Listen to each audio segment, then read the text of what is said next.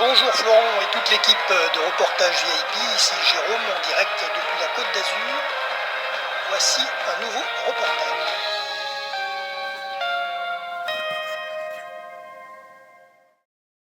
Bonjour à tous les auditeurs de vipradioonline.fr, web radio de l'association RVPB à Saint-Laurent-du-Var. Chronique découverte à propos de l'île des Ambiers, située dans l'archipel des Ambiers, en mer Méditerranée, juste en face de Sifour-les-Plages. Aucun habitant sur l'île. Alors l'île des Ambiers, qui signifie les Ambiers en occitan selon la norme classique, ou les Ambiès en provençal selon la norme mistralienne, est une île française située à 1 km précisément de Sifour-les-Plages, près de Toulon. D'une superficie totale de 95 hectares environ, les Ambiers sont en fait constitués de deux îles, celle de la Tour Fondue au nord-est et celle de l'île Saint-Pierre, reliées par des limons et des alluvions. Sur ces alluvions ont été créés des marais salants dans lesquels, après la cessation de leur activité en 1937, a été creusé à partir de 1960 l'actuel port Saint-Pierre, facilement atteignable à partir du port du Brusque, en bateau privé, escale possible avec passage obligatoire à la capitainerie du port Saint-Pierre des Ambiers, ou en navette maritime, 14 € l'aller-retour, qui navigue tous les jours. La traversée ne dure que 12 minutes.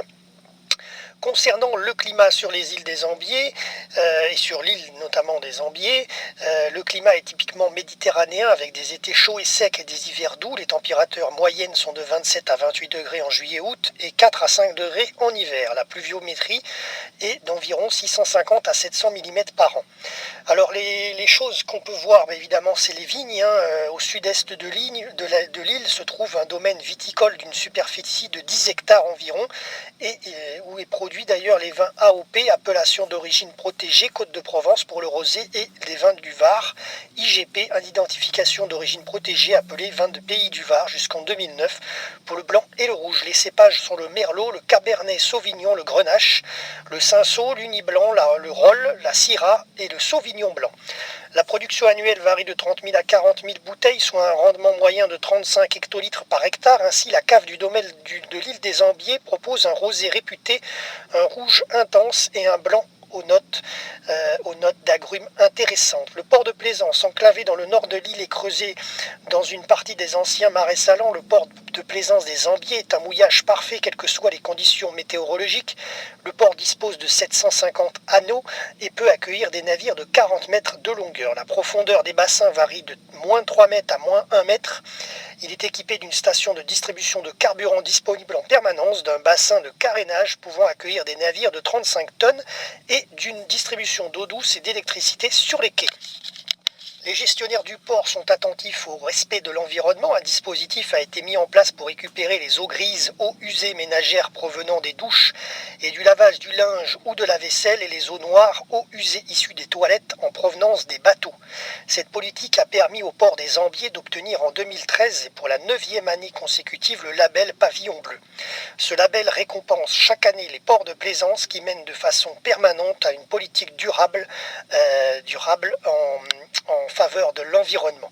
Alors concernant les lieux et monuments de l'île, alors toute l'île a été façonnée dans un style bucolique cher à Paul Ricard, qui a donné à l'île son cachet. La circulation automobile y est très limitée. Paul Ricard a d'ailleurs mis à disposition de ses employés présents sur l'île des voiturettes et des mobylettes électriques.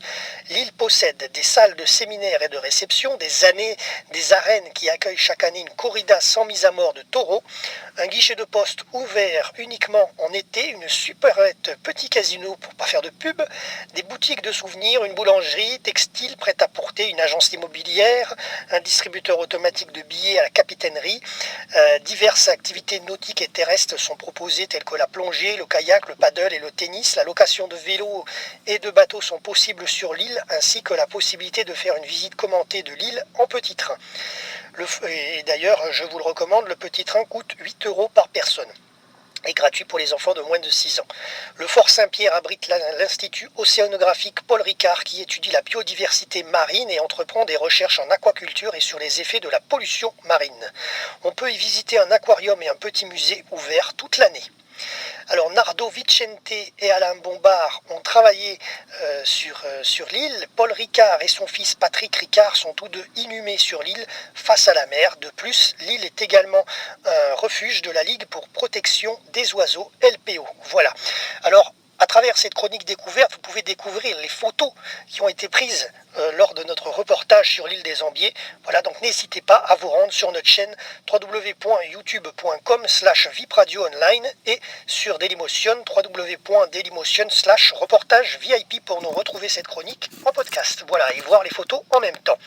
A très bientôt pour un nouveau reportage sur notre antenne web, le www.vipradio-online.fr.